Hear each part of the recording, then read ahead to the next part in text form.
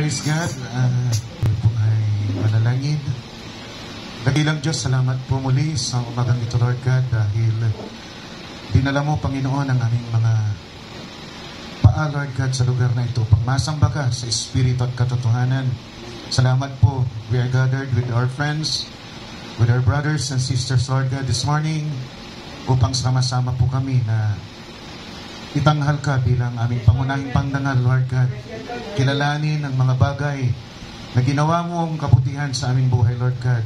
Ang walang sawa at di mabilang, Panginoon, na biyaya mo, Lord God, na patuloy namin tinatama sa Panginoon. Salamat po sa kabutihan mo sa aming lahat. Salamat sa pag-adya mo sa aming Panginoon sa mga bagay na hindi, Lord God, kaaya-aya, for giving us, Lord God, opportunity na makatayo, Panginoon, sa umagang ito na buhay pa. Taglay pa po namin ang hininga ng buhay. At tunay na ito isang pagpapala na para sa aming Panginoon. Na masumpungan po namin na kami ay mga buhay pa sa umagang ito, Lord God. Kaya hayaan mo, Diyos, Lord God, ang buhay na ito ay magdulot ng karangalan, katanyagan, Panginoon, papurit, pagsamba sa iyong pangalan. Sinasamantala po namin ang oportunidad na ito, Lord God. Dahil hindi sa lahat ng pagkakataon kami po ay buhay. Isa lamang ang appointment, Panginoon, sa mundong ito na hindi mapipigilan, at ito ay tiyak na matutuloy na ang tao ay papanaw at babalik sa iyo, Panginoon. Kaya hayaan mo, Diyos, hanggat taglay pa po namin ang hininga ng buhay na ito, may paglingkod po namin ito. Tunay na maramdaman mo na ikaw ay sinasamba namin, Panginoon, sa umagang ito. Maramdaman mo na iniaalay po namin ang buhay na ito bilang isang hain na buhay, Panginoon. Make us sacrifice ourselves, Lord God, to you. Dahil ito lamang po ang sinabi mong karampatang paglilingkod namin para sa iyo, Lord God. Oh, hallelujah! Hayaan mo, Lord God, maramdaman mo ito. Ito ay ginagamit nga namin para sa iyong karangalan, kaluwalhatian, katanyagan, Panginoon, sa umagang ito. Kadakilaan, Panginoon. Tiklop-tuhod po kami mamaharap sa iyo. Kinakabog po namin ang mga dibdib. Nagsasabi kung may mga bagay ka pong nakikita sa amin. Buhay na hindi kalugod-lugod, hindi lumilinya sa iyong salita. Pinihilig po namin na patawarin mo po kami, Panginoon. Katayaan mo, Lord God. Hallelujah. Nadaanan kami ng iyong Espiritu sa umagang ito. Hallelujah. Sunugin ang lahat ng karumihan na meron po kami. At hayaan mo maging sisidlan po kami na malinis sa iyong harapan. Hallelujah. Na minsan pang maaring maging daluyan ng iyong sagalang pagpapala sa umagang ito. Oh, dakilang Diyos, salamat, Panginoon. Salamat sa kabutihan mo sa aming lahat. At kami narito pa. Hallelujah, buhay pa, Panginoon. At taglay pa po namin ang aming mga pusong tumitibok pa, Panginoon. O purin ka, O Diyos. Hallelujah, pumarito ka sa aming kalagitnaan. Dahil sabi mo kung nasa ng iyong Espiritu, naroon ang kalayaan. Malaya ka na mangusap sa umagang ito. Pakainin mo kami ng pagkain spiritual. Hallelujah. Punuin mo po kami. Fill our cups, Lord, this morning. Because we ask this in Jesus Christ's wonderful name we pray. And let all the saints say, Amen, Lord. And amen. Palakpakan po natin ang ating Panginoon. Hallelujah. Praise God. Magpapatuloy pa rin tayo, pero kukuha tayo ng teksto. Ang ating tatalakayan ay dissecting the curse of Canaan, mga kapatid. So let's go to Genesis chapter 9. We'll get verse 1. Hallelujah. Ganitong sinasabi, and God blessed Noah and his sons and said unto them, be fruitful and multiply and replenish the earth. And we'll go to verse 20 and 21. We could go there to 18 muna siguro. Tapos then 21, then 9:21, then 20. Okay, ganitong sinasabi, in the sense of Noah that went forth of the ark were Shem and Ham and Japheth. I would like you to take note of that. And Ham is the father of Canaan. Then let's go to 20 and 21. Kasi kung babasahin natin yung buo, mahaba. Then sa 20, sabi ko daw dito, and Noah began to be an husbandman, mabubukid. And he planted a vineyard. And he drank of the wine. And he drank of the wine and was drunken, and he was uncovered with his tent. And verse 22, look at that again. And Ham, the father of Canaan, said, saw the nakedness of his father and told his two brethren without. Tayo po'y manalangin, dakilang Diyos, pagpalain mo pang yung mga salita na aming binasa at minsan pang hinihiling namin ang iyong banal na Espiritu, o Diyos, ang siyang maghimay ng iyong tinapay ng buhay.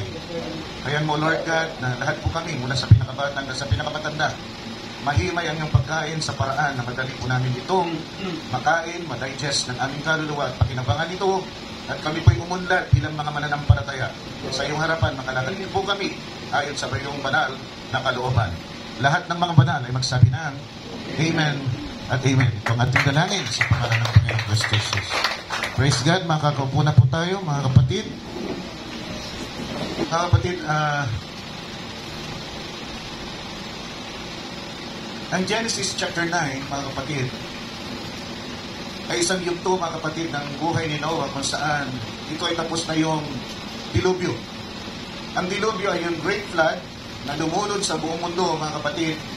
At ang naiwan lamang na buhay ay yung mga kapatid naroon sa arka na pinagawa ng Diyos na sinakyan ni Noah ng kanyang 3 anak at asawa ng kanyang 3 anak at lahat ng mga hayop, mga kapatid. Buti pa yung hayop tumugon, di ba? Yung hayop nakinig doon sa preaching ni Noah. Pero yung tao, yung mga tao ay hindi pinakinggan yung preaching ni Noah. At sila nakapasok lahat doon, mga kapatid. At pagkatapos, mga kapatid, ng baha, punta na tayo dito sa hindi na tayo pupunta doon sa mga ritual na ginawa, mga kapatid, ni Noah. Makikita natin na yung 3 anak ni Noah, si Shem, si Ham, at si Japhet ay blines ng Panginoon. Huwag natin kalimutan yan. Chapter 9, verse 1 ng Genesis. Ito ay pagkatapos ng dilubyo. At pagkatapos ng dilubyo, mga kapatid, doon sa sumunod na verse na ating binasa, nakita natin na si Noah ay naging mangbubukid.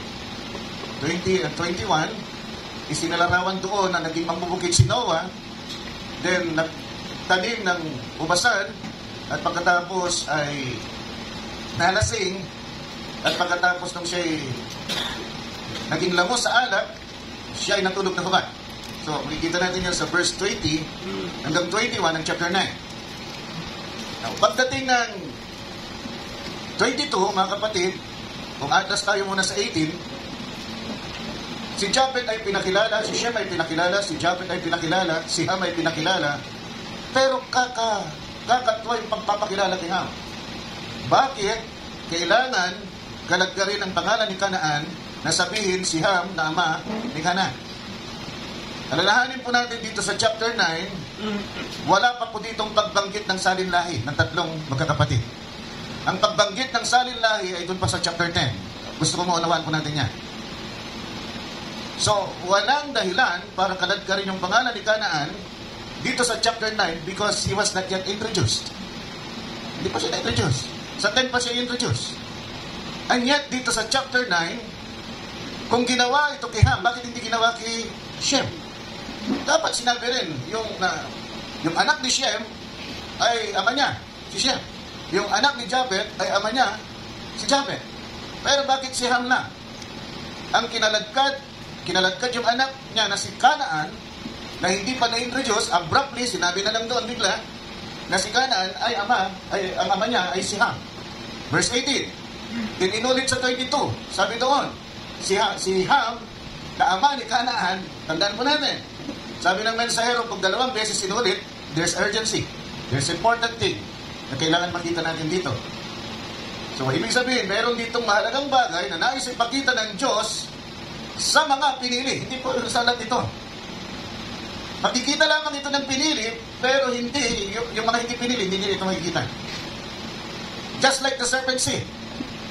May mga bagay, mga kapatid, na hindi naniniwala sa serpent seed dahil walang lantad naman. Na sinabi doon na nakipagnaig yung serpente, mga kapatid kay Eva. Wala kang mababasa. Pero may mga talata na nagsasabi na hindi totoo. Kaya naniniwala tayo sa serpent seed na ang serpente ay may binhi. Pero wala kang mababasa, nakipagnaigan. Yung serpente, mga kapatid, kay Eva. So dito, mga kapatid, if you'll notice, dalawang verse, nagtanim, naging mambubukid si Noah. Within that 2 verses, mga kapatid, nagtanim siya, nagkaroon ng ubasan, nagkaroon ng alak, nalasing, natulog ng uban. Ganun ba kadali? No. When you plant, mga kapatid, a grape, it will take a season to have fruits. Pero kung binasa mo, nang hindi mo binibigyan ng pansin, parang tuloy-tuloy yung verse 20, ang verse 21, naging mabubukid, nagtanim ng mabasan, nagkaroon ng anak, nalasing, natulog ng uban. Parang diretso. Parang ganun lang kadali. No, it will take time to have fruits. It will take time to age the wine. Hindi po ito basta-basta na nagiging alak. Hindi, pagkapiga mo ng ubas, alak na. At di niya ininom na juice. Dahil kung ininom niya juice, di siya nalasing.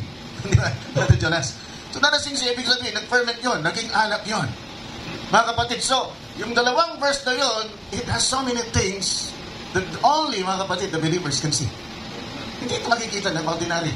Babasahin nila kung paano natin binasa. Maunawan din na gano'n yung binasa. Basta, naging mabubukid. Basta, nagtanim ng ubasan. Basta, uminom. Basta, nalasing. But there is the story behind that. Nagtanim siya, naghintay ng panahon. Hinarvest niya, kinuha niya yung Diyos, naghintay ng panahon para mag-ferment. Nung pagkatapos ng ferment, doon uminom. So, hindi natin alam gaano katagal. Bakit ko ito pinupuntuhan? Dahil yung susunod na verse. Isang verse lang, hindi kaya marami ring bagay na nangyari dito. Dahil sabi dito sa verse 22, and Ham, here is it again.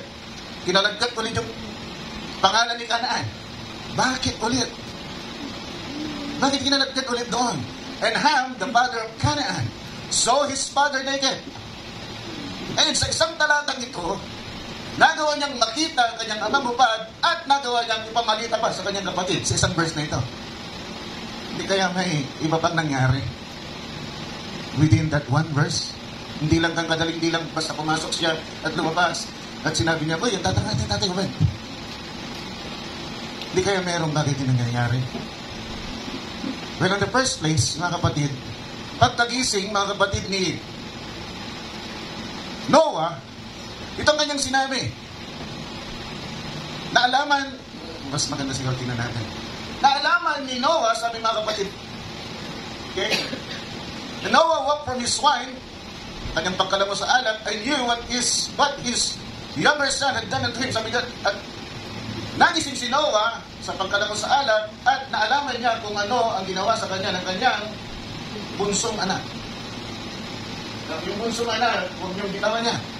And he said, cursed be Canaan, the servant of servants shall he be, and his brethren. Tanong, bunso ba? Si Ham.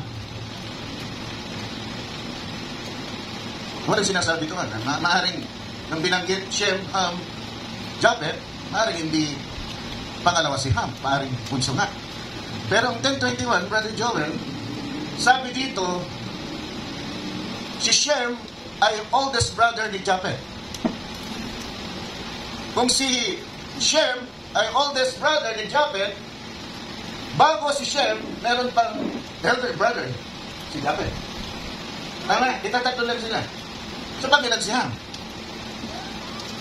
Pangilan si Ham? Pangalawa. Siyempre, kasi kuya eh. Kung kuya, hindi siyang bunso. Si Ham ay di bunso. Bakit sinabi, mga kapatid, ni Noah, naalaman ko kung ano ang ginawa ng aking bunsong anak? Ay, hindi pala bunso si Ham. Come on, church. So, hindi si Ham ang tinutukoy. Dahil kung si Ham ang tinutukoy, naalaman ko kung anong ginawa ng aking pangalawang anak.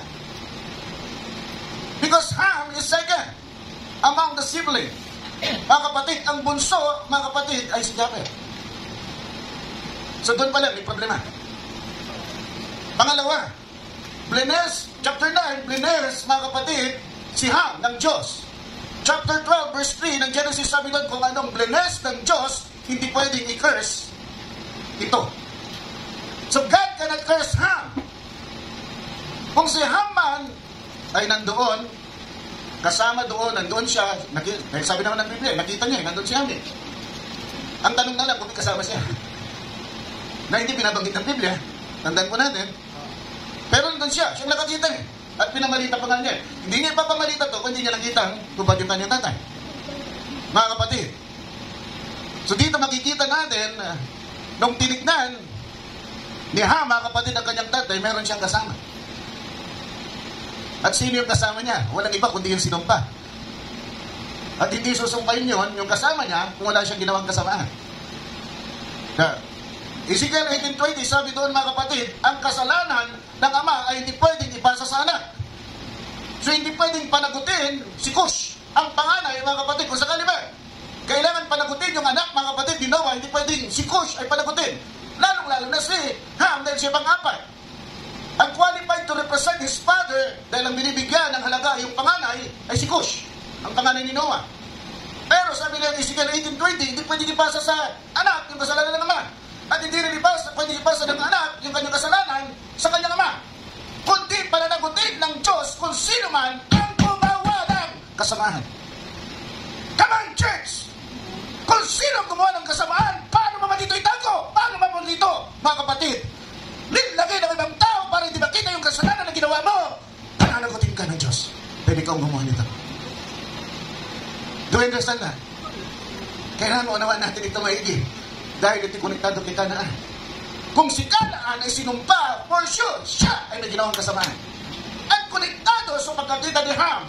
Dahil ang pagkagising niya, sabi doon, naalaman ni Noah kung ano ang ginawa ng kanyang bunsong anak at hindi bunso. Si Ham. Pero si Kanaan, bunso. Can you see that? Hindi kaya nung sinabi, mga kapatid, ni Noah na naalaman ko kung anong ginawa ng aking bunsong anak, mga kapatid, ay ang tinutukoy niya yung bunsong anak ni Ham. Meron ba pagkakataon na gano'n? Na yung tao, tinawag niyang kapatid, yung mas bata sa kanya, hindi niya anak. Anak ng anak niya o kaya anak ng kapatid niya. May pagkakataon bang gano'n? To prove yung ating contention dito. Yes, there is. Genesis 14 verse 12, sabi doon mga kapatid, si Lot ay pamangkin ni Abraham. Pero pagdating ng verse 14, sabi doon, si Lot ay kapatid ni Abraham. Can you see that? Can you see that? I hope you're getting it. Nakuha pa natin. Kaya nung sinabi niya mga kapatid, kung anong ginawa ng kanyang younger son, ang tinutukoy niya talaga dito ay yung anak ni Ham, si Kanaan. Bakit tayo nakikita problema doon? Because there is a scripture that will prove. Ang mahirap kung wala. Pero may scripture, tulad ng serpent seed, may scripture na nagpo-prove na nakipag-niigan, mga kapatid, yung serpent, di ba? So there it is. Hindi pwedeng sumpahin si Ham, pero sinumpa si Kanaan, at kailangan may ginawang kasamaan si Ham para siya masumpa. At kung siya may ginawang kasamaan at nasumpa, it will only prove na nandun siya. That explains bakit kinakalagkad yung kanyang pangalan, bakit kinaladkad yung kanyang pangalan nang hindi pa naman siya na-introduce. Sa salinlahi, mga kapatid, dahil mangyayari yung salaysay ng salinlahi sa chapter 10 pa lang. We are talking here, chapter 9. Nakita ninyo? Nakita natin mga kapatid kung bakit si Kanaan ang kinurse. Well, what's the importance, Pastor? Napaka-importante. Napaka-importante na malaman natin bakit kinurse si Kanaan. Because who cursed Kanaan? It's Noah. And who is Noah? Who is Noah? Ano, Brad? Sabi lang. Servant of God. More than that, he is. Kung ikaw ay nagsasaysay ng salita ng Diyos, anong prophet! Di ba? In 2 Peter chapter 2 verse 5, ang tawag sa kanya ay preacher of righteousness. Come on! He is a preacher of righteousness. In other words, tama yung sabi ni Brother Branham, that in the New Testament, the prophet is called a preacher. Hold that line. Babalikan natin yan. So dito nakita natin na napakahalaga na matukoy na si Kanaan, mga kapatid, ay may ginawang kasamaan. At nararapat na siya ay cursed dahil may ginawang kasamaan. But more than that, he was not cursed only for that time, but he was cursed even unto the future. Nasusundan po natin mga kapatid. Ito ang kahalaga ng ating tinatalakay. Nakasentro kay Kanaan. Hindi nakasentro kay Ham. nakasentro kay Kanaan. Sinumpa ni Noah si Kanaan dahil, mga kapatid, in the future, kung anong ginawa niya in the present, ay nilitaw pa rin in the future. Tandaan po natin, ang mga Amorita, ang mga Amoreo, ay bahagi ng Kanaan. Now look at this. In Deuteronomy chapter 7, verse 1 and 6, let's look at this. Ay, meron pa. Sige, puri ng Panginoon. Deuteronomy chapter 7, verse 1 and 6. When the Lord thy God shall bring thee into the land whither thou goest to possess it, what is that? Canaan. And hath cast out many nations before thee, the Hittites, and the Girgashites, and the Amorites, and the Canaanites, and the Perizzites, and the Hivites, and the Jebusites, 7 nations greater and mightier than you. Oh, hallelujah! Yung kanilang itataboy ay 7 nasyon na mas malalakas kaysa kanila. They don't have the ability to do it. Pero sabi ng Panginoon, itataboy niya sila. Purihin ang Panginoon. Hallelujah. Then, and when, verse 2, and when the Lord thy God shall deliver them before thee, thou shalt smite them. Paano nila gagawin yun? Wala silang kakayanan. Amen. And utterly destroy them. Pag sabing utterly, lubos na lipunin. Lubos na lipunin. Thou shalt make the covenant with them. Huwag kayong makikipagtipan sa kanila. Not show mercy unto them. Neither shall thou make marriages with them. Huwag kayong makipagkasawahan sa kanila. Can you see this? Boss lang ako, sisigwi lang ako sandali. Nakikita ninyo kung bakit ang isang mananampalataya ay hindi pwedeng makipag-asawahan sa hindi mananampalataya. So Reds, isang tip ko yan sa'yo. See, hindi pwede na ang isang mananampalataya ay mag-aasawa ng hindi mananampalataya. Yan, malinaw, nakasaid yan. Thy daughter thou shalt not give unto his son, nor his daughter shall thou take unto thy son.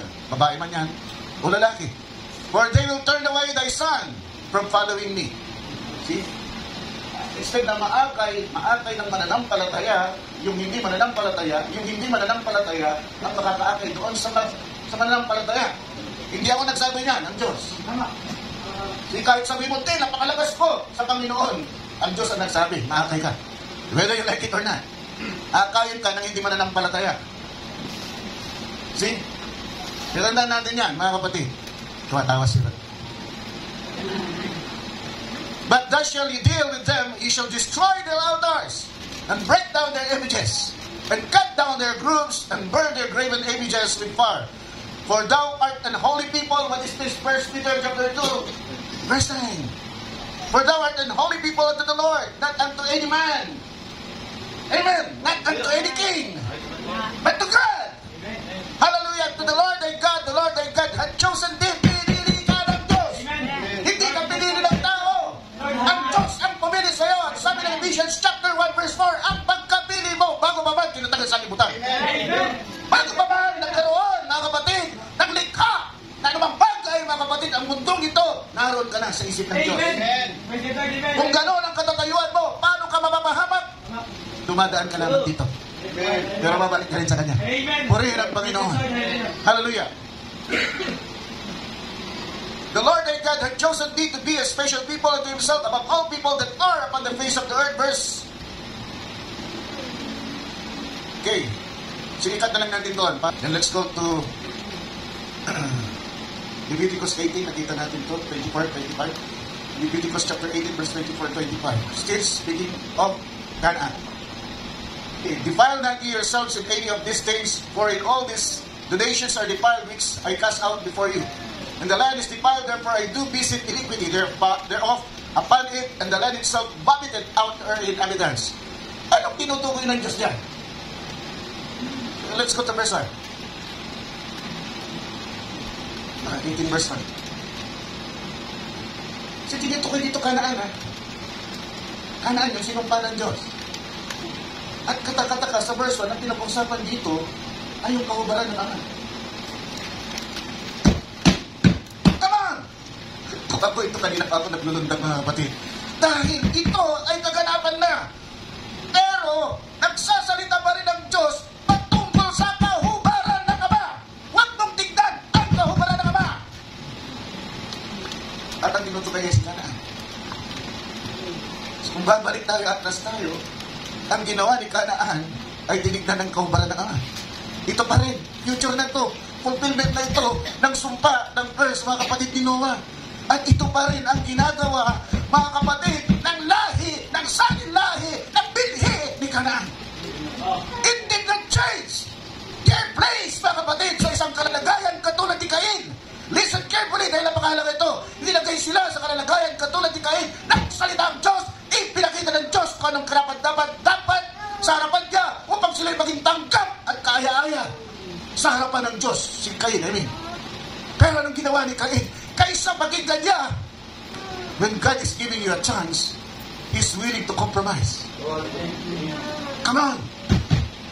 Pag binibigyan ka ng pagkakataon ng Diyos, ibig sabihin ang Diyos, binibigyan ka talaga ng pagkakataon. Nagkukompromiso ang Diyos. Because God cannot change. But when He changed His standard, something special is going to happen. But take it! Grab it! Kunin mo ito! Huwag mo itong pakawalan! Huwag mo itong salagsagin! Gawin mo ito! Pero anong ginawa ni Cain? Sinayang niya. Sabi ng Diyos, kung ginawa mo ang ginawa ng iyong kapatid, di ba? Tatanggapin kita at yung ahain. Oh, hallelujah! There is a chance na hindi dapat naging ganon si Cain dapat. God said so. Sabi ng Diyos, kung ginawa mo ang ginawa ni Abel at yung kapatid, di dapat tatanggapin ko rin yung hain mo at ikaw na naghain. See, there's a chance. God is willing to compromise. God put Himself to the lowest state para lamang maabot, mga kapatid, si Cain na kanyang nilikha. Hindi pa mas mataas si Cain, pero nagpakababa ang Diyos para maabot niya si Cain. Purihin ang Panginoon. Sinayang ni Cain. Sinayang ni Cain ang linaw-linaw ng gusto ng Diyos. Ang linaw na pinaliwanag pa niya. Ito yung kalalagayan ng kahanaan. See, they're put in that same state. Kines, si Kanaan, mga kapatid. But, hallelujah, could He change the mind of God? Could Kanaan change the mind of God? Yes! Pero pastor, ano sinabi ng Diyos, di pwede palitan, di ba? At walang makakapigil kung ano nga ang nais niya, di ba? Yes, sinabi ng pala nakasulatan. But is there a time when God changes His mind? Meron? Sino makapagsasabi? Yes, sino? Sino? Dinibe! Dinibe! Sabi ng Diyos, kay Jonas, mga kapatid, pangaral mo, sabihin mo sa kanila, kukunawin ko ang Dinibe! Kukunawin ko ang Dinibe! Yan ang sinabi ng Diyos, and nobody could change that. Because God is an unchanging God. And if God is a unchanging God, He don't change His words. His words are also eternal. Pero anong ginawa ng hari ng Ninibe? Nagpakumbaba ng gusto, nagsuot ng sako! Hari! Nagsuot ng sako! Upang ipakita ang kanyang pagsisisi sa harapan ng Diyos. At nung nakita ng Diyos yun, mga kapatid, hindi tuloy-loy ng Diyos yung sinabi niya ng kukunawin niya ang Ninibe. Could Kanaan change the mind of God? Yes! Or how? Humility and repentance. If Canaan only repented and humbled himself in the sight of God, then God could have treated him like Nineveh. Sige, hindi ko nito tuloy. Kahit si Ahab, di ba? Nung nagsisi si Ahab, sabi pa nga, pinagmalaki pa niya, tignan mo ang lingkod ni si Ahab. Grabe itong si Ahab. Ito na yung pinakaliko na hari, naging hari yata ng Israel. Pero nung nagsisi siya, at nakita ng Diyos yung kanyang pagsisi tapat, sabi ko, tignan mo ang lingkod na. Pinagmalaki pa niya. Muna yan ang Panginoon. God, you can turn the head of God in favor of you. Kung ikaw ay magpapakumbaba. Bakit ko sinasabi ulit to? Dahil we are all under curse. Lahat tayo na sa ilalim ng sumpa. At kung hindi tayo magkikinig na si Kristo ay napako upang bayaran ang ating kasalanan, upang maalis ang ating mga sumpa, then the curse will remain. Tutuloy-tuloy ka. Gaganapin mo yung future mo na ikaw yung mahatulan doon sa white throne judgment na mabubuli sa dagat-dagat ng apoy. We don't want that. Ang gusto natin ay maligtas tayo. Ang dugo ni Kristo, nilinis tayo at tayo magkakaroon ng buhay na walang hanggan. Magpakailan-kailanman kasama natin ang Panginoong Kristo Jesus. Isang buhay na walang katapusan. Isang buhay na puno ng kasapatan. We could never achieve that here on earth. Ano man ang pagsusumikap natin sa mundong ito, meron na merong kulang. Di ba? Meron na merong kulang, meron na merong problema, meron susulpot na mga bagay na beyond your control. And the only thing you can do is to pray to God to help you if you're a believer. Kung hindi ka believer, pagsusumikapan mo na makaalis sa kalalagayan na yun sa pamagitan na yung sariling sikap. But if you're a believer, alam mo na kaya walang pagsusumikap na kaya kang alisin sa kalalagayan na gano'n. Ang Diyos lang na tapat ang nagsabi na hindi kita pababayaan, hindi kita iwanan. Siya lang mga tapat na nagsabi ng gano'n. Nagsabi sa unang Timoteo na kahit hindi tayo maging tapat, mananatili siyang tapat. Look at our God. Is He amazing God?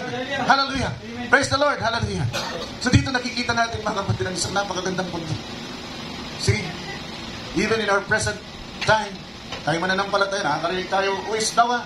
He is 2 Peter chapter 2 verse 5.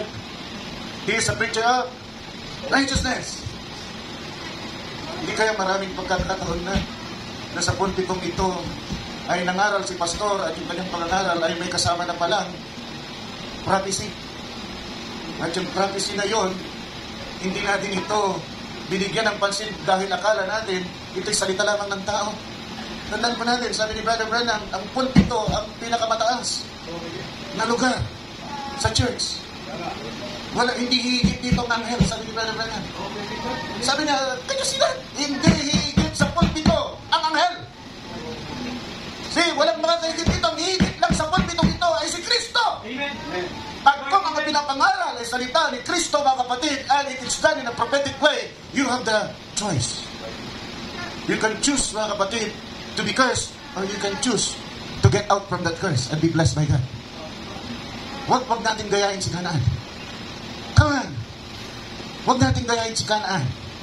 Ulitin ko, maaaring may mga prophetic messages na para sa mga mananampalataya, hindi ko alam kung kanino. Napapatukoy yun. Pero kung alam mo, napatukoy sa iyo yan, mga kapatid, at hindi, walang kaparaanan si pastor na malaman ang kalalagayan mo, na may ginagawa kang kasamaan at tumutukoy ito para sa iyo, then hear it. Then turn away from that. Kung gusto mo na ma-bless, mga kapatid, turn away from that. Dahil kung hindi, magagaya ka kay Kanaan. Magagaya ka kay Cain. Na binigyan sila ng pagkakataon, mga kapatid, hallelujah, na wag, mga kapatid, mangyari yung sumpa sa kanilang buhay, pero hindi sila nakinig. See? It's a blessed day for us this morning. Amen. Nawalaman ang bagay na ito. Pag makapag-ingat tayo. See, kung meron lang tayo nagawa noon, let's put that behind. Hindi na natin ang tawad. Panginoon, hindi ko alam. Pero ngayon na nalalaman ko na, baka may mga prophetic messages ka na pala, na nangyayari sa pulpit. At kung ito'y walang kaparaanan, malaman ni pastor, pero tumutukoy sa akin, tatanggapin ko ito. Na ito'y para sa akin. At ako'y magbabago, at ako'y, I will turn. Ibig sabihin ng repentance. To turn 180 degrees, not 360. Okay? Ibig sabihin, mag-about face ka. If you are going to west, you have to go to the east. Mag-iiba ka talaga ng lakad. Mag-iiba ka ng lakad. So yan si Kanaan. We're dissecting the curse of Kanaan. Nung ito, mga kapatid, ay tandaan po natin, verse 12 yun. Pero sinabi rin, sa verse 9 yun, chapter 9 yun. Sa verse 12, sa chapter 12, mga kapatid, nag-umpisa naman na makipagtipan ang Diyos kay Abraham. At dito niya sinabi na for 400 years. Ilang chapter yun? 9, 10, 11, 12. 11 and 10, 10 and 11, isalin lahi. Nung tatlo. Sinaysay doon, paano mga kapatid sila nagkaisa, nagkaroon ng isang dila, mga kapatid, at nag-usap-usap na magtayo ng isang tore. At yung tore na yon, mga kapatid, gusto nilang umabot hanggang langit, mga kapatid, at maglagay ng isang pangalan upang hindi sila mangalat. Pero kaysa hindi sila mangalat, nung dumungaw ang Diyos at nakita ito, sabi niya, mga kapatid, ang tao ay ginagawang bagay na ganito. Tayo bumaba. Uy, ang Diyos may kasama. Tatlo nga sila na persona. Dahil sabi ng Diyos, tayo bumaba. Di ba? Ito totoo. Hindi lang pala talaga isang Diyos. May anak, may ama, may Espiritu Santo. O nung sinabi niyang tayo bumaba. Pero sino ang nangapangalat? Doon sa mga tao At sino ang nagbigay ng iba't ibang dila doon sa mga tao? Ang Diyos ba at ang mga anghel? O ibang Diyos? O ang Diyos lang? Ang Diyos lang. Walang pagkakaiba tungkol sa Genesis chapter 126. Nung sabi niya, tayo'y lumikha ng tao. Pero pagdating sa 127, at ang Diyos ay nilikha niyang tao. Nung nagplano, tila baga, meron siya, mga kapatid, hinihinga ng payo. Pero nung nilikha, isa lang ang lumikha. Yung Diyos lamang na nag-iisa. Tulad din dito, sabi niya, bumaba tayo para ipagkalat sila, pangalat sila, at magkaroon sila ng iba't ibang dilag. Pero sino ba ang nangalat sa kanila? Ang Diyos lang sabi ito, at ang Diyos. Hindi sinabing at ang Diyos, at ang mga anghel. Yung anghel, hindi ka inalis na doon sa picture. Ang Diyos lang. Can you see that, mga kapatid? At hindi lang yan, pagkatapos nilang mangalat, mga kapatid, dahil naging 3 tribo, yaong mga anak, mga kapatid ni Noah, yung Ham, naging Hamites, yung Canaan, eventually, nagsettle sila sa Canaan. Kaya tinawag silang Canaanites. Pero yung Canaanites ay hindi lamang si Canaan, kundi nandoon yung 7 nasyon na binanggit kanina sa ating pagbabasa, mga kapatid. Yung Hittites, Hivites, Jebusites, and so on and so forth. Yun ang naroon sa Canaan at tinawag silang Canaanites. Hivites ka man, Canaanites ka. Nasusundan natin, Jebusite ka man, Canaanites ka. Yun ang kabuuan. So, in whole, mga kapatid, ang tawag sa inyo, Canaanites. But as per tribe, meron kayong pagkakilala. Jebusite ka, kung Jebusites ka. Kung Hittites ka, Hittites ka. So ano ulit ang kahalaga dito? Tandaan po natin yung sumpa. Ang sumpa ay di Kanaan. At sinabi rin, mga kapatid, dahil sa kanyang ginawa, siya ay sasakupin, maglilingkod siya, mga kapatid, kay Shem at kay Japhet. Si Japhet, hindi nga, dahil mas gulang siya, mga kapatid, kay Japhet, di ba? Pero kasama yun sa sumpa. Nangyari ba yun? Anong lugar ang Medo-Persia? Anong lugar ang Iran? Hindi, East Europe. Pagkatingnan niyo, search lang. Iran, then paki-check kung anong geographic area ang Rome. Pagkatingnan. Kasi sa aking pag-research, mga kapatid, napadpad ang tribo, mga kapatid, ni Shem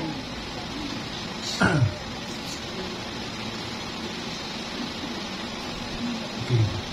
Napadpad ang ano ni Shem at ni Ham, mga kapatid, sa Asia at sa Europe.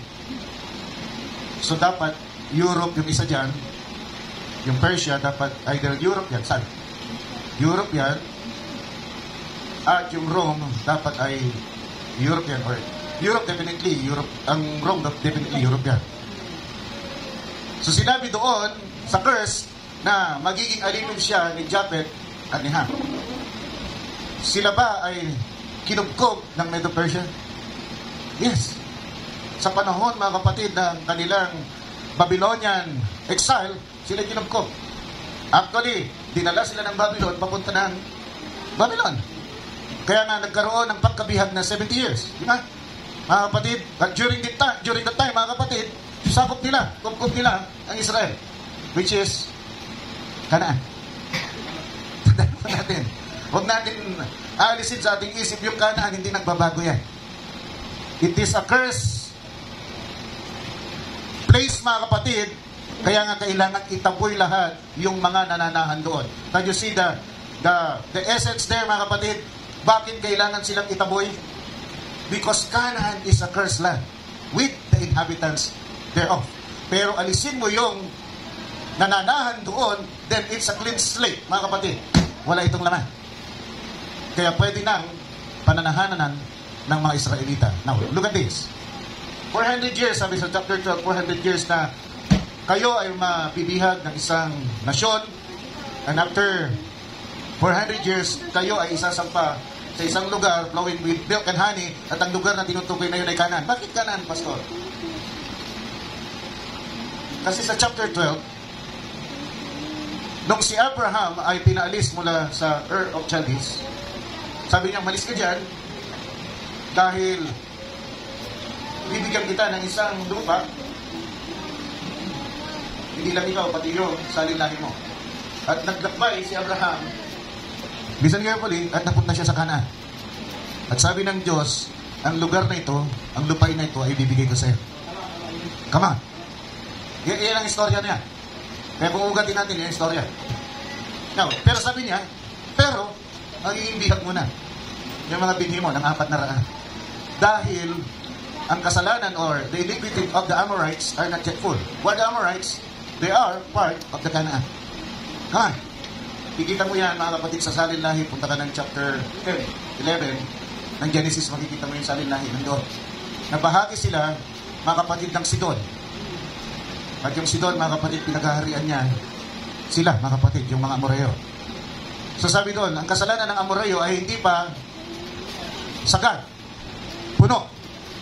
Ano yung kasalanan na yun? Yung binanggit sa Deuteronomy chapter 7, verse 1 and 7, verse 1 and 6, yung binasa natin kanina.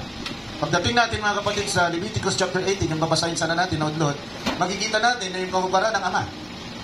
So yung kahubaran ng Ama, mga kapatid, yun yung sinasabi doon sa verse 24, 18-24 ng Leviticus, na huwag yung gayahin. Pero hindi lang yung kahubaran ng Ama. Bukod, mga kapatid, doon, yung pag-alay nila ng kanilang anak, mga kapatid, kay Molek, inaalay nila yung kanilang anak. Ino-offer nila sa apoy. Kanilang anak ha, kanilang anak. Sumasamba sila sa Diyos-Diyosan. Grabe yung immorality, mga kapatid. So kung grabe yung immorality, something immoral happened there. Can you see? Doon sa bandang doon, may nakakita na. Something immoral happened within that one verse. Actually, kung magre-research kayo, yung mga scholars na iba, sabi nila, si Canaan ay homosexual at may ginawang bagay sa kanyang lolo. Akla. Yun ang dahilan bakit, mga kapatid, killers si Canaan. Nasusundan po natin, mga kapatid. Can you see? Ito'y tuloy-tuloy na nangyari hanggang sa future. Hanggang sa panahon ng kukubkubin, iko-conquer na sila ng Israel dahil puno na yung iniquity of the Amorites. Ang ganda ng kwento, di ba? Kasi kung hindi mo makikita yung buong picture, hindi mo alam bakit ganon. Hindi mo ma-appreciate bakit Israel have to conquer Canaan. Hindi mo ma-appreciate bakit kailangan iluwa ng lupa ang mga Amoreo, kailangan bisitahin ng Diyos yung kanilang iniquity dahil for 400 years, nagtitimpi ang Diyos! Binibigyan niya ng pagkakataon si Canaan for 400 years! Baka magbago. Grabe. Tayo, isang beses ka lang, strike one ka, Brad, strike one ka. Yan. Ang policy ko, strike one lang. Yung naririnig tayo sa gobyerno ganyan, strike one policy. Pero ang Diyos, biluin niyo 400 years. 400 na taon, hindi niya binisita ang kasalanan ng Amoreo, mga kapatid, dahil binibigyan niya ng pagkakataon, baka magbago. What a loving God! Napakabuti ng ating Diyos kung tutusin. Sino sinabi niya? Utterly destroy them!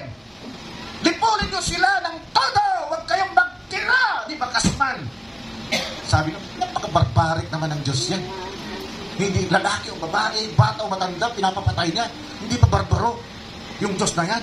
Pero hindi nila nakikita yung 400 years na nagtimpi siya. Ang nakita yung judgment. And sometimes we are like that. Kaya habang binibigyan tayo ng pagkakataon, pinabaliwala natin. Di ba? We go on as we like. We live as we like. Pero pag kinanaw na yung judgment, maiiyak-iyak tayo, nagsisisi tayo. Dinadamay pa natin yung emotional problem natin sa iba dahil sa ating kailangan. Why do I have to do that? Why do I have to involve others? Kung pwede naman natin sundin agad ang Diyos.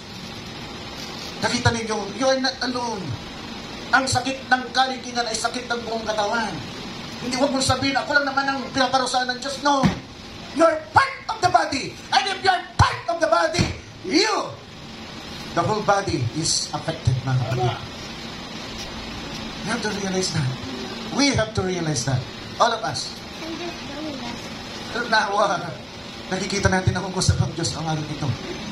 Nakikita natin yung broader picture. Na hindi lamang ito patungkol sa curse ng Canaan. It's actually about our curse. Our individual curses. May tinatago natin kung minsan at ayaw natin malaman ng iba, pero meron pala tayo. Huwag natin hintayin, maningil ang Diyos, mga kapatid. Alam natin kung ano ito, kilala natin ang ating sarili. Huwag tayong magmaang-maangan kung ito'y totoo.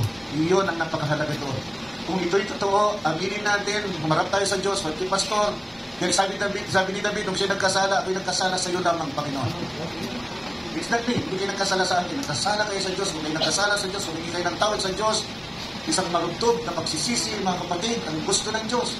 Yun ang sabi, mga kapatid, sa Psalms chapter 51, isang marugtog na pagsisisi, ang nais mo. Sabi ni David, di ba? A contrite spirit, sabi niya. Kung titignan natin ang pinakamainam na pagsisisi, read chapter 51 ng Psalms.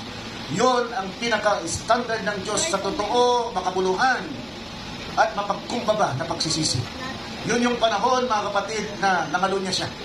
Siya nangalunya, mga kapatid, sa pamagitan ni Bathsheba. Hindi lamang siya nangalunya, pinapatay pa niya, mga kapatid, yung asawa ni Bathsheba. Can you see that?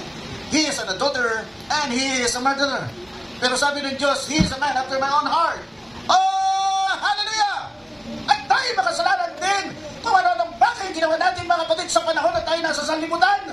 Hallelujah! Pero sabi ng Diyos, hallelujah, nung dumating ang panahon, tayo nagsisi, narinig natin ang salita ng Diyos, at tinanggap natin siyang tagapagligtas. Sabi niya, you are the apple of my eye. Amen. See, from a being disgraceful woman, sabi niya, you are my bride. Amen. Oh, hallelujah! From a very adulterous woman, sabi niya, you are a chaste virgin. Ah, hallelujah! Isa ka na ngayon na malinis na dalaga. Ah, hallelujah! Amen. We cannot do that. Hallelujah. We cannot change our nature. Amen? We cannot change what we are. But if you are a sheep, you will remain a sheep. Even if you are a black sheep, you are still a sheep. Ang mahirap kung ikaw ay goat, hindi mo na, mga kapatid, hindi ka maaaring maging sheep. Kaya ang Diyos gagawa ng paraan. Nung sinabi niya, mga kapatid, as I'm holy, you must also be holy. Gagawa siya ng paraan. Bakit? Kasi by nature, tayo ay mga tupa. Tayo ay mga tupa ng Diyos. At kung tupa tayo ng Diyos, gagawa ang paraan ng Diyos para maibalik tayo sa pagiging pagkatupa. Ipapaalala niya, sino tayo? Nakalimutan natin. Nung tayo pinanganak sa mundong ito, mga kapatid, kakibat natin ang espiritu ng sanlibutan. Hindi ang espiritu ng Diyos. Yung espiritu ng sanlibutan, pinapakilos tayo ayon sa gusto niya. Yun ang kukup sa atin. Nagising tayo, lalong-lalo na kung pinanganak ka sa isang pamilya, mga kapatid, na ang magulang mo ay hindi mananampalataya. Anong ituturo sa'yo? Ang ituturo sa'yo ay kung anong alam nilang tama. Pero yung alam nilang tama, mga kapatid, sabi ng Diyos, mas mataas ang kanyang isip at mas mataas ang kanyang kaparaanan. Ang makakaabot lamang noon ay ang kanyang bride. Dahil yung kanyang bride, sabi ni Christ, sabi ng Panginoong Kristo Jesus, sabi ni Pablo, we have the mind of Christ. Amen. Kaya magagawa natin, dapat, supposedly, kung ano, mga kapatid, ang nais ipagawa ng Diyos, it's built in us. Ano yung palaging sinasabi sa computer? Embedded. Diba? It's embedded in us. See, katutubo na nasa atin, na kaya natin gawin ang nais ipagawa ng Diyos sa atin. Katutubo. Inherit. So, hindi imposible. Ang problema lang ay yung napakarami, mga kapatid, na tinig na naririnig natin habang naglalakbay tayo sa mundong ito. Nagsabi ng banal na kasulatan, mas maingay ang tinig ng sanlibutan kaysa tinig ng Diyos. Ang Diyos, napakahina yung tinig niya. At kung hindi mo pakikinggan itong maigi, hindi mo maririnig. It's a little voice. Yung narinig ni Elijah, di ba? Naalala niyo si Elijah. Hindi niya narinig. Unang nangusap yung tinig, hindi niya narinig. Pangalawa, doon niya narinig. Mga kapatid. So, kailangan bigyan mo ng pansin. Kung di mo bibigyan ng pansin, ang salita ng Diyos, pag nangungusap siya, paano siya mangusap? Mga kapatid, sabi niya, mangungusap siya sa pamagitan ng labi ng tao. Amen. Hindi direkta. Kasi yung direkta, tinanggihan ng tao. Gusto ng Diyos doon sa Mount Sinai, direkta. Mangungusap siya from lips to the ear, mga kapatid, mula sa labi niya papunta sa tenga ng tao, pero nireject ng tao. Sabi ng mga tao doon sa Mount Sinai, Moses, pahintuin mo ang Diyos. Hindi pa nilang pahintuin ang Diyos. Kung anong sasabihin niya sa iyo, pakikinggan na lang namin. See, they choose man. And God gave it to them. See, mas pinili nila, mga kapatid, na sana walang pastor, di ba? Hindi na tayo nagtitipon sana, di ba? Dahil mangungusap na lang siya tulad ng pangungusap ni Noah. Paano siya nangusap kay Abraham? Paano siya nangusap, mga kapatid, sa mga patriarchs of the past? Mangungusap ang Diyos, maririnig. Kay Joseph, maririnig. Pagkikilos na lang tayo kung ano sasabihin niya. Pero hindi ka na lang pinili kasi ng tao. Now only the prophets could do that. Yung mga prophets na lang, mga kapatid, ang kinakatagpo, kinakausap ng Diyos upang silang magbigay ng salita ng Diyos sa atin. Tulad ni Brother Branham. Mga kapatid, ginamit siya ng Diyos para ibigay sa atin yung mensahe sa huling kapanahunan para makapaghanda tayo, mga kapatid. Ang mensahe nito, inihanda tayo. Amen. Ang mensahe ito, makikita natin sa mensahe. Ano ginagawa ni Pastor? Dinidinan lang niya. Hindi ito lumilis sa mensahe sa huling kapanahunan. But gumagamit tayo ng type and shadow. Dahil sabi ni Brother Branham, pag gumamit ka ng type and shadow sa pangangaral, hindi ka magkakamali. You will not fail, sabi niya. Kaya tumitingin tayo, mga kapatid, sa pamagitan ng type and shadow, pinapangaral natin ang salita ng Diyos. And along the way, mga kapatid, merong mga bagay na para sa atin na ginigising natin, mga kaluluwa. At pag nadaanan ka, mga kapatid, kailangan mag-respond ka. Because it's a chance. May binibigay ng Diyos sa'yo. Purihin ang Panginoon. Can you see that? Why there should be an invasion? Nakikita nyo ba kung bakit? Kasi 400 years na. Eksakto ba nga yun eh. When the Israelites, mga kapatid, nung pinahirapan ng Ehipto ang mga Israelita, mga kapatid, ng Paraon na hindi nakikilala si Jose, alam nyo bang eksakto 400 years yun? Grabe ano? So hindi aksidente, nagpapahirapan sila. It's the plan of God in the working. Talagang kailangan mangyari. Dapat na taon na silang bihag doon sa Egypto. Kailangan na silang lumabas. Kailangan na nilang i-conquer ang Kanaan kasi puno na yung kasalanan ng mga Moreo. Sabi nga ng Diyos iniluwa na sila Inuluwa na sila ng lupa ng Kanaan. Hindi yung lupa tinatanggihan na yung karumihan, kasamaan, mga kapatid, corruption ng mga Canaanites. So, kailangan nilang i-conquer yun. Alam niyo ba na dito sa pag-conquer nila, nagkaroon din dito ng anong meron tayo? Sa 7 years covenant? Yung pagkakasundoan, reliyon, at mga hari, mga gobyerno. Alam niyo ba dito sa pag-conquer nila ng Canaan, meron din ng people? Si Jabesh. At yung kanyang mga kasama ng mga hari. We could see so many things here, mga kapatid. But we have to see it according to perspective. Kung titignan mo ito na isang ituloy-tuloy na bagay, mga kapatid, hindi mo makikita yung nauukol na anino. Tulad ng makikita mo yung rapture, di ba? Doon sa paglabas nila sa Egypto. Kung tinignan mo na tuloy-tuloy, ano ibig mo sabihin, Pastor, bumalik sila sa wilderness? Pagkatapos ng rapture, bumalik sila sa tribulation. Hindi mo tinitingnan ng ganon. Ang tinignan mo na yung angulo ng rapture. Pero kung gusto mong tingnan yung kabuuan, tingnan mo yung 3 stages of grace. Nakikita mo doon na ikaw ay ginastify, ikaw ay sinactify, at ikaw ay nabaptize in the Holy Ghost. See? Once you arrive at the promised land, ikaw ay na-circumcised, at ikaw ay nag-take ng Passover. Purihin ang Panginoon. Papunta na tayo doon, mga kapatid. Nasa stage na kaya tayo? Sa tingin ninyo. Is this the last age? Yes. Nasa Laodicean age na tayo. Pero nasa stage kaya tayo ng Laodicean age? Are we in that general sense of the end of days? Or are we in that sense of last day of the last days? Pag nakita mo, mga kapatid, na nagsasama-sama yung gaganap ng Ezekiel 38 and 39, dapat mag-isip ka na baka ito na yan. Nagtitipon bang Iran? Nagkakampi-kampi bang Iran? Nagkakampi-kampi bang Iran? Russia? Turkey? Nagkakampi-kampi ba sila? Hindi mo pwedeng sabihin na nagkataon na. Magkakakampi sila ngayon na hindi nangyari mapakailanman. Turkey is a friend of Israel for so many years. Alam niyo ba yun? Iran, pagkatapos ng 7 days war, 6 days war, 7 days war, 6 days war, mga kapatid, kaibigan niya ang Iran. For so many years, kaibigan niya.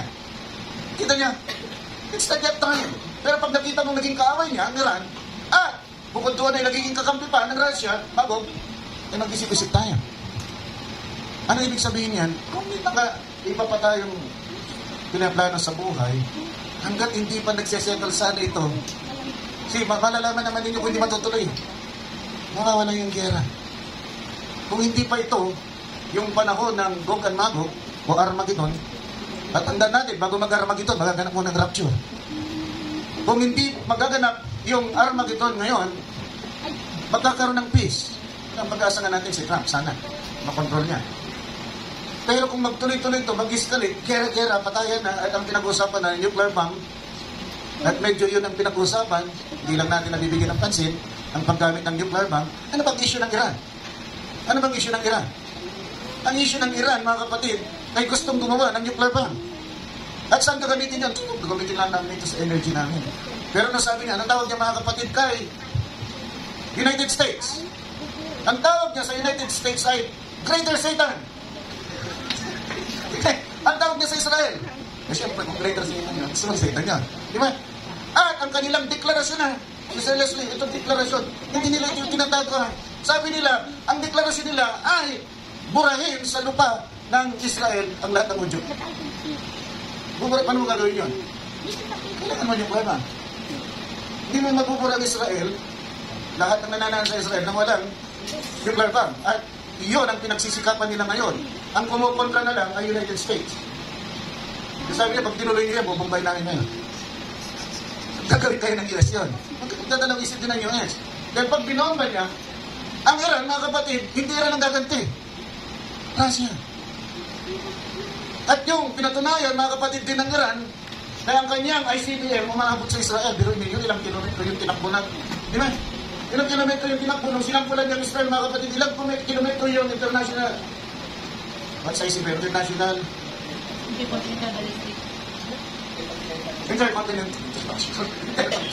Intercontinental ballistic missile. Di ba?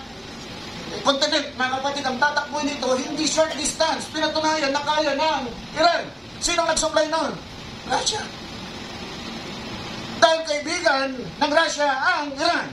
So pagtinira, mga kapatid, ngayon, sa oras na ito, nagalit si Trump. At nag-warning, pag tinuloy niyan, bibiray namin na yan. At ginawa niya na dati yan. Pero ngayon, bakit hindi natatakot ang Iran? Nung nag-warning siya noon, nagtumiklop ang Iran. This is the second time. Nung first, mga kapatid, na naging presidente, mga kapatid si Trump, nag-warning na yan. Hintuan ninyo yan, dahil kung hindi, bibiray namin kayo. Tiklop agad na yan. Bakit ngayon? Ang Iran lumalaban. Meron na kaya silang nuclear bomb? Bakit di sila natatakot ngayon? O masyado yung suporta ng Russia sa kanila? Kaya hindi sila natatakot. Tandaan mo natin, isang magpapakawala ng nuclear bomb, lalo na pag superpower, tapos na tayo.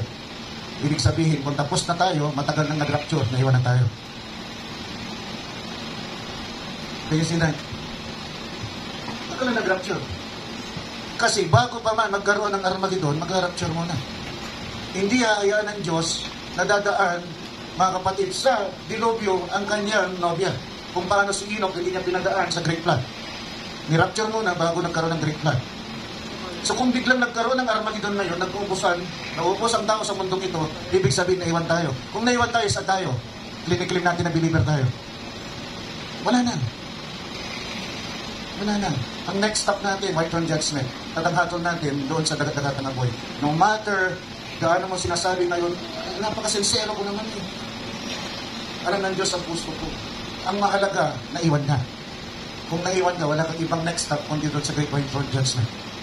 Ang hinahabol natin ngayon, hindi doon sa Great White Judgment. Great Throne White Judgment.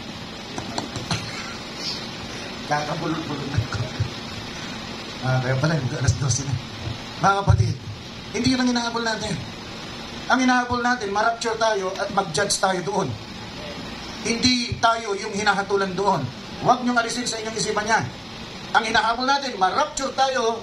Kung maganap ang rapture ngayon, at mag-abang tayo doon sa white throne judgment, mga kapatid, bilhin niyo muna ito sa white throne judgment, at tayo ay kasama ni Kristong humahatol sa sanlibutan. Saan natin makikita yung pastor? Bago tayo magsara, 1 Corinthians chapter 1, 1 Corinthians chapter 6, Brother Joel, para makita niyo ang batayan. Napakataas ang ating katawagan. Ang ating katawagan ay maging tagapaghatol. Look at that, no? At when you read the whole chapter, makikita po ninyo dyan ang hinihingi ng Diyos atin. So, ang hinihingi ng Diyos sa atin, mga kapatid. Sino nakapagbasa na ng whole chapter ng chapter 1 Corinthians chapter 6? Pakitaasan naman. Basahin niyo ulit. Kasi mababasa niyo doon sa 1 Corinthians chapter 6, mga kapatid. Kasakalimitan kasi huminto tayo sa verse 3. Pero tandaan po natin, doon sa chapter 6, 1 Corinthians chapter 6, nakasaad doon, mga kapatid, as I close, pag nabasa natin yun. Na yung karapatan na hatulan ng sanlibutan na ito at yung mga anghel na nawala sa kanilang kalalagayan, ay bunsod ito, mga kapatid, ng ating kalalagayan ngayon. Ano yung kalalagayan ngayon na nais makita ng Diyos na marunong tayong humatol na ngayon? Kung marunong ka na humatol ngayon, ang una mong hatulan sarili mo. Kaya sinasabi ng 1 Corinthians chapter 11, kung ayaw niyong mahatulan kasama ang sanlibutan, kailangan hatulan ninyo ang sarili ninyo para di kayo makasama na mahatulan sa sanlibutan. 1 Corinthians chapter 11, verse 30. Pwede ako nagkakamali. Kung hindi, basahin yung buong 1 Corinthians chapter 11. No, sabi dito, bakit kailangan niyo magsampa ng kaso sa mga hindi tuli, sa mga hindi mananampalataya? Kayong mga banal, hindi ba ninyo mahatulan? Yung napakalit na bagay, hatulan niyo ang sanlibutan pagkatapos ganyan. Dadalhin nyo pa sa mga hindi mananampalataya, yung hindi nyo pagkakunawaan. Ginagawa ninyo yan dahil kayo man ay ginagawa nyo kung anong ginagawa ng sinasampahan nyo ng kaso. Sabi ng Biblia. In other words, wala tayong magkikita dapat na mali sa ating magkakapatiran kung gano'n ang ating kaisipan. Na pag nainis ka sa isang kapatid, uy, ginagawa ko rin pala ito. Wala mong karapatan mainis sa kanya. Papasok yung pagpipigil mo.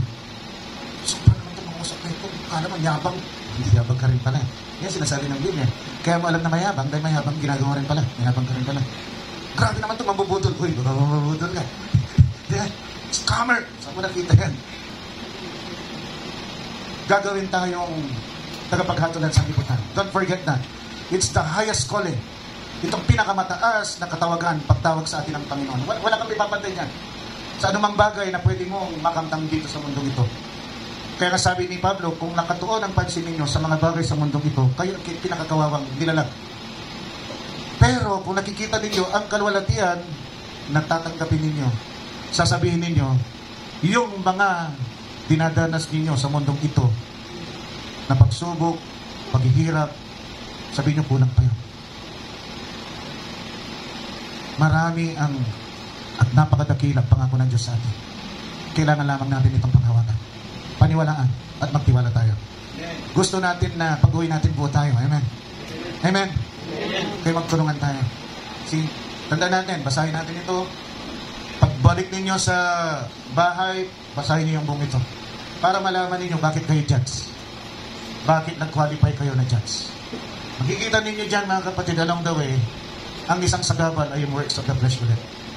Saan banda, mga kapatid, nababagsak ang isang mananampalataya, makikita mo palagi yung works of the flesh.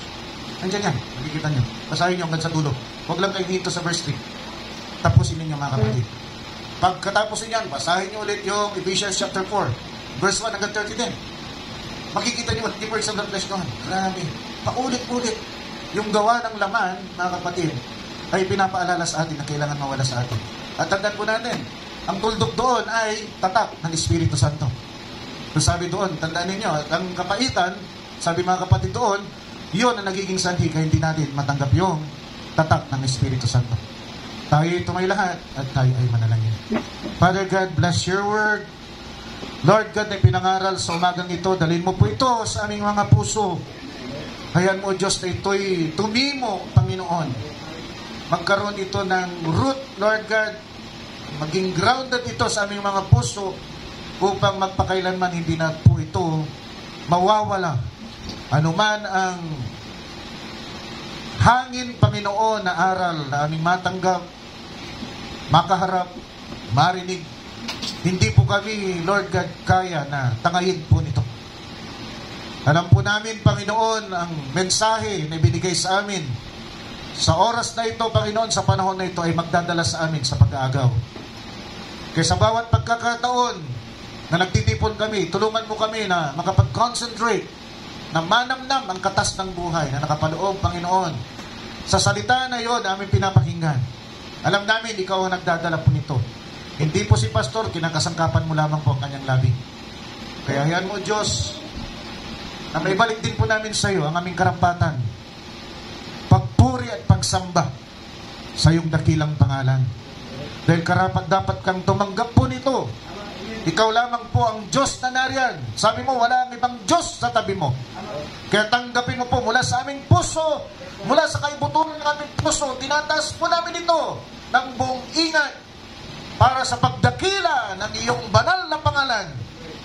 Naway nakapagdulot kami ng ngiti sa iyong mga labi sa oras po na ito. Basan mo po, Panginoon, ang kalipunan na ito sa umagang ito, Panginoon, upang sa paglabas po namin, we will be free of curse, Lord God. Hindi tatalab sa amin ang anumang sumpa. Bagos, Lord God, ang bawat tatanggapin ng mga mananampalatayang narito na binasbasan mo, Panginoon, ay pulos pagpapala, Panginoon. Ganapin mo po ang mga bagay na ito dahil ito po ang aming kahilingan. Sabi mo ng iyong salita ay, command ye me. Kami po ay kumakatok sa iyo bilang mga anak mo, lumalambing na gawin mo po ito, aming Ama na nasa langit. Ito pa rin mo po ito, Panginoon, dahil ito'y pangako mo sa iyong mga salita. Amin pong itong tinataas sa iyo ng buong ingat. Sa pangalan po ng Panginoong Kristo Jesus at lahat ng banal, magsabi ng Amen at Amen. Palakpakan po natin ating Panginoon. Hallelujah. At tinatawagan ko na si Brother Kel para isa ng ating gawain. Brother Kel.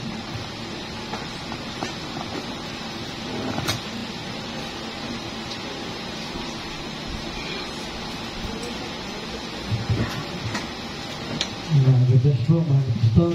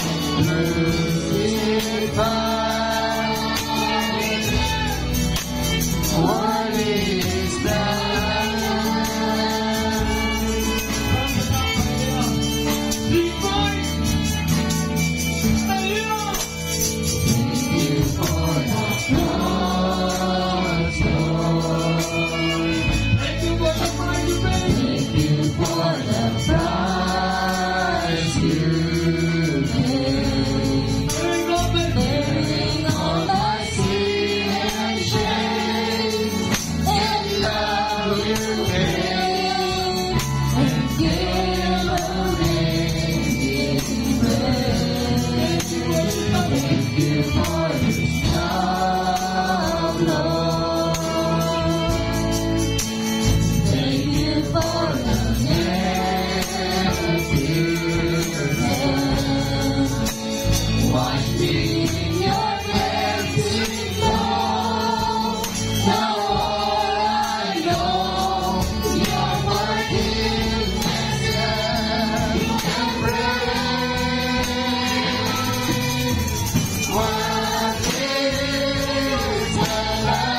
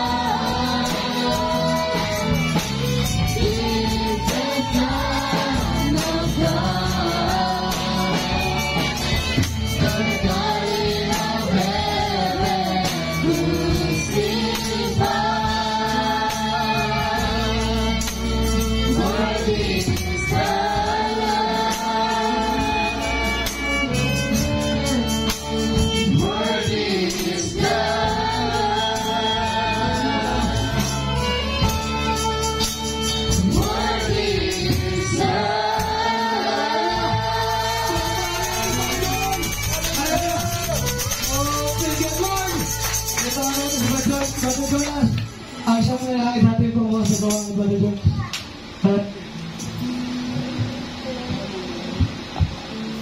Oh, Lord, thank you, Lord, hallelujah. Maraming Diyos. Kahit Lord, hallelujah. Maraming mga salamat at Kahit Lord, sa bawat hallelujah. kapag puli kami, Tama ko. napagtrabaho kami sa Espiritu at katotohanan.